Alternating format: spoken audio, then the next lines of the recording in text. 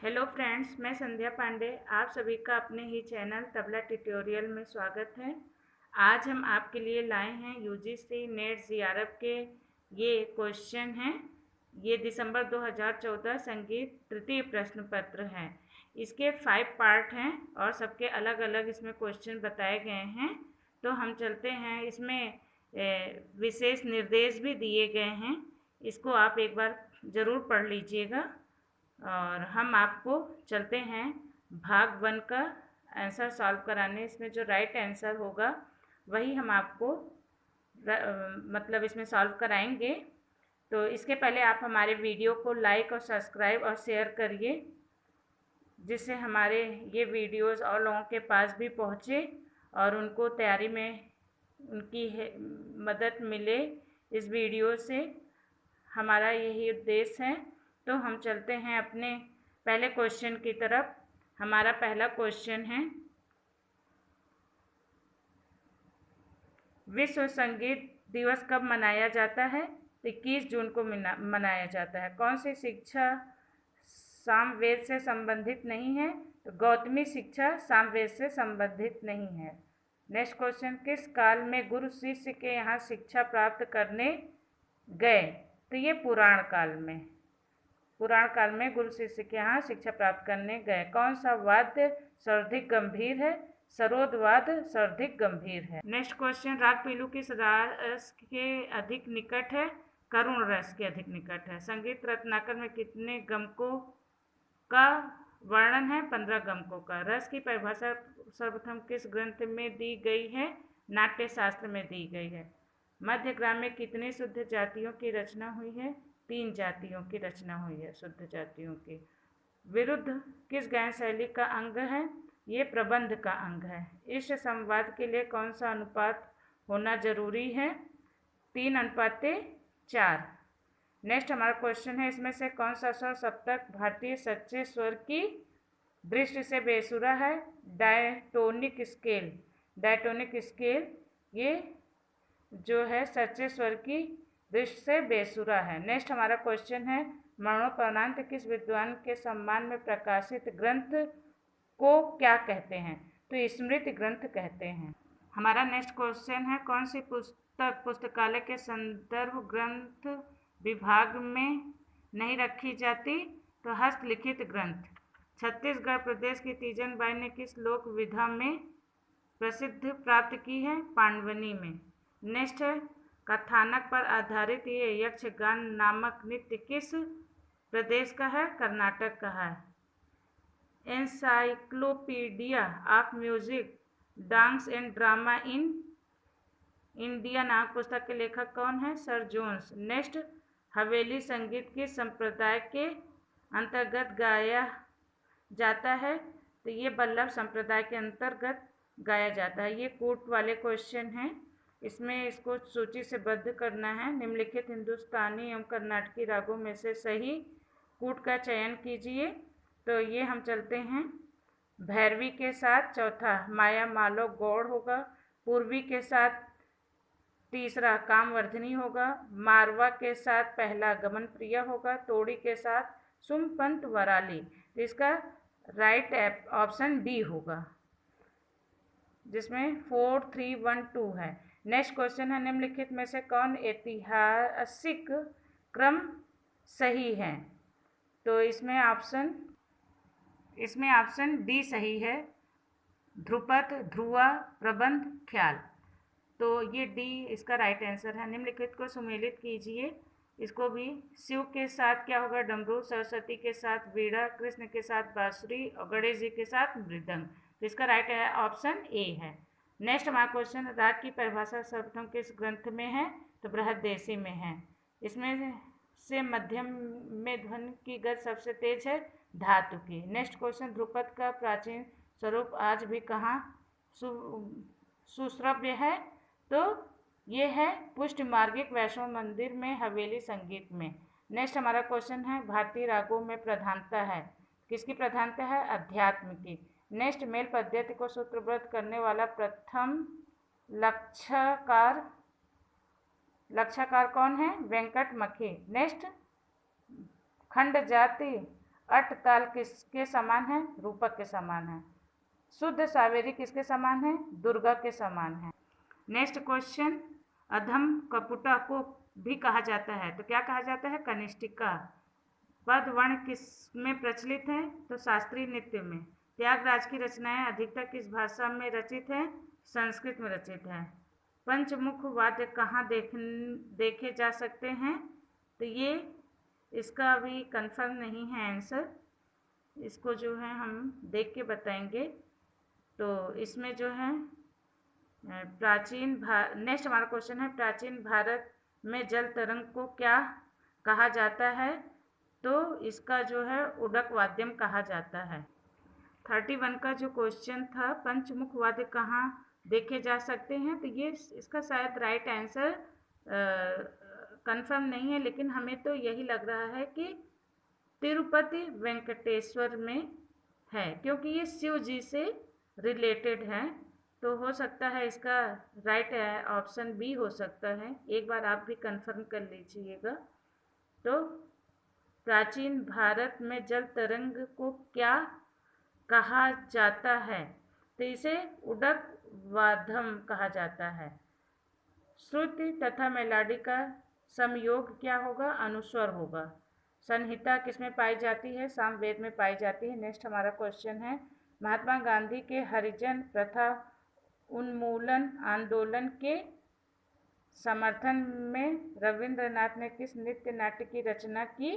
तो किसकी? चंडालिका की रचना की। रविंद्रनाथ ने किस अवसर पर जय होक तबे जय होक गायन की रचना की है? जगदीश चंद्र बोस के सम्मान में। इसका बी आंसर राइट हो। टैगोर रचित किस प्रकार के गीतों को पर्यावरण परक गीतों की कोट में रखा जाता है? इसका राइट आंसर डी, प्रकृति को। टैगोर ने किस वर्ष नाइट्सहुड की उपाधि का परित्याग किया? तो 1919 में, 1919 में। निम्नलिखित में से किस रचना का सृजन टैगोर ने नहीं किया था? किसका? माया मृगया का। इसका जो है रविन्द्रनाथ ने रचना इसकी नहीं की है। आकार मात्रिक स्वलिप पद्धति के अनुसार पुनरावृत्ति का चिन्ह किसके समान होता है? तो ये डबल डबल लाइनें, सीधी लाइनें, डबल डबल, डी इसका राइट आंसर है। लखनऊ घराने के खलीफा थे, कौन थे? उस्ताद आबिद हुसैन खां। नेक्स्ट हमारा क्वेश्चन है, उस्ताद जहांगीर खां किस घराने से संबंधित थे? लखनऊ से संबंधित थे। नेक्स्ट क्वेश्चन, कौन से राष्ट्रीय ख्याति प्राप्त तबला वादक हैं जो तबला वादक के साथ साथ सितार वादन में भी प्रवीण हैं? तो कौन है? पंडित आनंदो चटर्जी।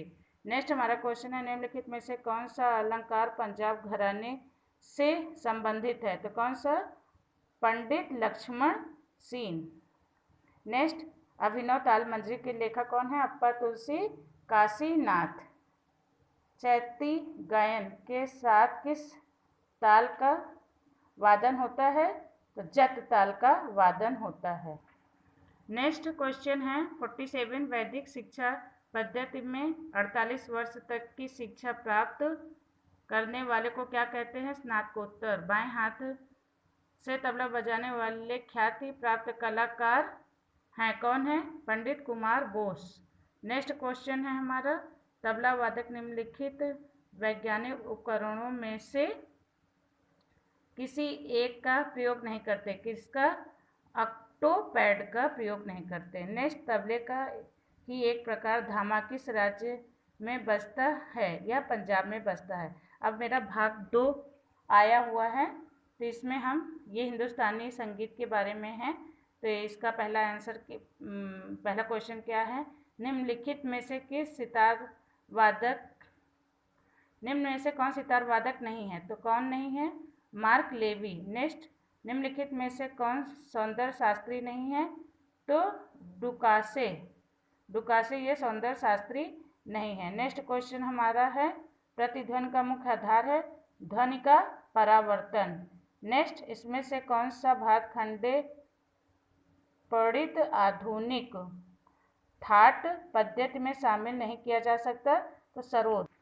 हमारा नेक्स्ट क्वेश्चन है, studies in India music of elite arts 5 भागों में किसके द्वारा लिखी गई है? तो लीला ओमश्री के द्वारा लिखी।